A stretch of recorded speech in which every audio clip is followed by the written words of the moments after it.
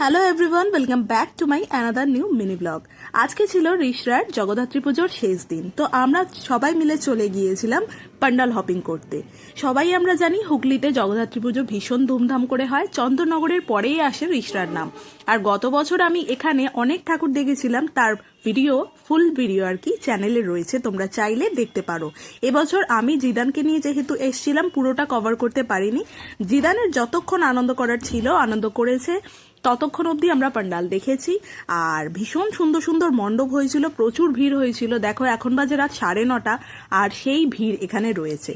আলো ঝলমলে পরিবেশ দুর্গাপুজোয় তো আমরা কলকাতা ছাড়াও ওয়েস্ট বেঙ্গলের বিভিন্ন জায়গায় দেখে থাকি, কিন্তু এই রকম লাইটিং শুধুমাত্র চন্দননগর আর রিষড়াতেই দেখতে পাওয়া যায়। জিদান এই লাইটিংটায় ভীষণ মজাও পেয়েছিল, তার সাথে একটু একটু ভয়ও পাচ্ছিল। এরপর আমরা সেখানে কিছু খাওয়া দাওয়া করিনি, তার কারণ জিদানকে নিয়ে খাওয়া দাওয়া করা একটু ডিফিকাল্ট ছিল। বাড়িতে এসেই আমরা রাতে খেয়েছিলাম।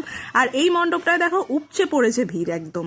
ভীষণ সুন্দর থিম করেছিল, যে সমুদ্রের ধারে যে মাছ ধরে সেই জেলেদের জীবন কাহিনী নিয়ে এই পান্ডালের থিম ছিল। ঠাকুরটা কত সুন্দর, দেখো কত সুন্দর মূর্তি। আর এরপরে জগদ্ধাত্রী পুজোর মণ্ডপের একটা জায়গাতে মেলার মতন বসেছিল, সেখানে জিদান চড়লো এই গাড়ি, কত মজা পাচ্ছিল। আর তার সাথে একটু দুষ্টুমি ভরা কান্নাও ওর শুরু হয়ে গেছিল, তার কারণ ওর খুব বায়না হচ্ছিল, এটা কিনবে ওটা কিনবে। অনেক কিছু কিনে দেওয়ার পরেও ওর মন খারাপ ছিল।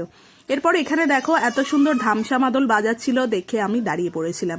দেন জিদানের ক্র্যাঙ্কিনেস শুরু হয়ে গেছে, ওর আর ভালো লাগছে না, ও ভীষণ বায়না করছিল। তো ভাবলাম আর দেরি না করে চলো বাড়ির দিকে যাওয়া যাক। কিন্তু এত ভিড় হয়ে গেছে দেখো, এইখান থেকে স্টেশন অবধি যেতে যেতেই আমাদের প্রায় আধ ঘন্টা লেগে গেছিল। তো যাই হোক, কেমন লাগলো তোমাদের আজকের এই মিনি ব্লগ কমেন্টে জানাতে ভুলো না।